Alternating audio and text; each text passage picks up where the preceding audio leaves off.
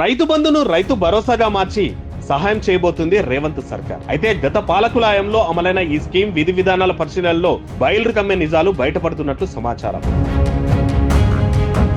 BRS సర్కార్ అమలు చేసిన ఈ స్కీమ్ లో వేల కోట్లు వృధా అయ్యాయని తెలుస్తోంది. 2018 నుంచి 2023 వానాకాలం వరకు 11 విడతల్లో 70,000 కోట్ల పైగా ఖర్చు చేసింది ఆనాటి ప్రభుత్వం రైతు బంధుపై. ఇందులో దాదాపు 18,000 కోట్ల పైగా దుర్వినియోగం అయిందని గుర్తించిందంట కాంగ్రెస్ ప్రభుత్వం.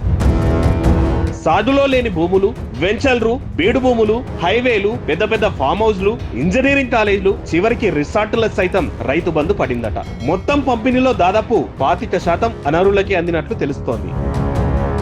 ఎమ్మెల్యేలు, ఎంపీలు, ఐఏఎస్, ఐపీఎస్లు, బడా పారిశ్రామికవేత్తలు రైతు బంధు అరువులో ఉన్నట్లు సమాచారం. ఈ నేపథ్యంలోనే కేసీఆర్ పాలనలో రైతు బంధు పేరిట జరిగిన వృధాను ప్రజలకు వివరించేందుకు కాంగ్రెస్ ప్రభుత్వం రెడీ అవుతోంది. ప్రతి జిల్లాలో ప్రతి ఏటా ఎంత మేర రైతు బంధు సాయం విడుదల చేసింది, అందులో సాగులో లేని భూములు, గుట్టలు, వెంచర్లు, హైవేలకు ఎంతిచ్చారు అనే లెక్కలను రిలీజ్ చేసేందుకు సిద్ధమైందట.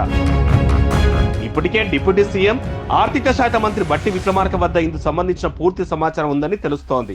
ఈ అనుభవాల దృష్ట్యానే తమ ప్రభుత్వంలోనైనా రైతు భరోసాను అర్హులైన రైతులకి అందించేందుకు సిద్ధమైంది రేవంత్ సర్కార్. ఏకపక్షంగా విధి విధానాలను తయారు చేయకుండా రైతులు, నిపుణులు, రాజకీయ పార్టీల అభిప్రాయాలను తీసుకునేందుకు రెడీ అవుతోంది. కేవలం సాగు భూములకు, నిజమైన రైతులకు మాత్రమే ప్రయోజనం చేకూర్చాలని నిర్ణయిస్తోంది. కేంద్ర ప్రభుత్వం అమలు చేస్తున్న PM Kisan Samman Nidhi guide lines ను రైతు భరోసాకు అమలు చేయనున్నట్లు సమాచారం. ఇదే జరిగితే మాత్రం ఐటీ పేయర్స్, ప్రభుత్వ ఉద్యోగులు, ప్రజాప్రతినిధులకు పెట్టుబడి సాయం అందకపోవచ్చని ప్రభుత్వ వర్గాల టాక్.